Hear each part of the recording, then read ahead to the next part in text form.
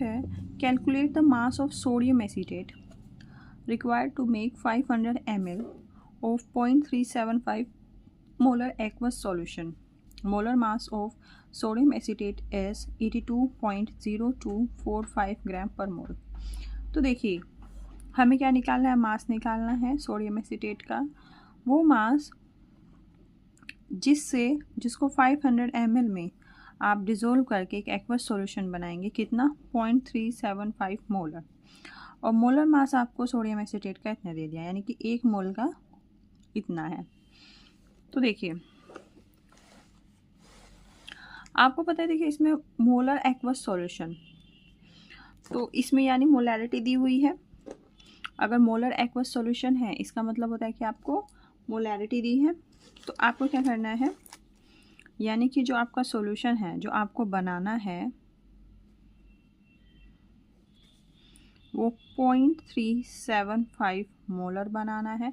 अब आपको पता होना चाहिए कि मोलैरिटी क्या होती है। ठीक है, मोलैरिटी को हम कैपिटल M से डिनोट करते हैं और मोलैरिटी होती है number of moles of solutes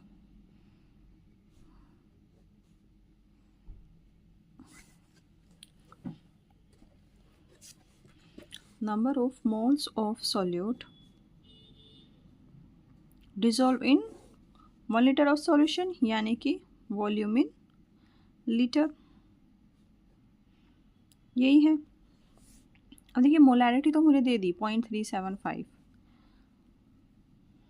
तो मैं मोलैरिटी की जगह ये लिख लूँगी। अब इसमें है कि नंबर ऑफ़ मोल्स कैसे निकालेंगे। तो नंबर ऑफ़ मोल्स आपको पता है, नंबर ऑफ़ मोल्स का फॉर्मूला क्या होता है, mass in gram upon molar mass. Molar mass भी किसमें, ग्राम पर मोल, ओके, और divided by volume in litre, यही है। तो number of moles of solute यहाँ पे क्या है आपका, सोडियम एसीटेट। सोल्यूट हमारा क्या है, सोडियम एसीटेट। तो मास तो मेरे से पूछा ही है उसने, मास तो मेरे से पूछा ही है, ठीक है, डिवाइड बाय। अब यहाँ पे है मोलर मास, मोलर मास इसने दे रखा है, मोलर मास दे दिया 82.0245 ग्राम पर मोल। तो ये वैल्यू रख लेंगे, यहाँ क्या रखेंगे 82.0245 divide by volume in litre. Volume हमें दे रखा है 500 ml, ठीक है जी। तो इस वॉल्यूम को आप किस में चेंज कर लेंगे, लीटर में, क्योंकि ये तो ml में दिया हुआ है। देखिए 1 ml में कितने लीटर होते हैं, 1/1000 लीटर, यानी कि 1000 से अगर आप डिवाइड कर दोगे तो आपका लीटर में चेंज हो जाएगा। तो इसको आप 1000 से डिवाइड कर देंगे, तो ये हमारा जो वॉल्यूम है ये लीटर में आ जाएगा, यानी ½ लीटर आ जाएगा। तो अब क्या, अब इसको सोल्व कर लीजिए। देखिए जिनका मैथमेटिक्स बैकग्राउंड है वो तो इनको इजीली सोल्व कर लेता है, लेकिन जिनका बायो वाला है उसको थोड़ी दिक्कत आती है। देखिए ऐसी चीज़ों को कैसे सोल्व करते हैं, पहले तो इसको यहीं से कैंसिल आउट कर देते हैं। 2 0 से 2 0 कैंसिल आउट, 5 1 जा 5, 5 2 जा 10। तो एक तरीके से ये हो गया m/82.0245 डिवाइड बाय 1/2, ठीक है।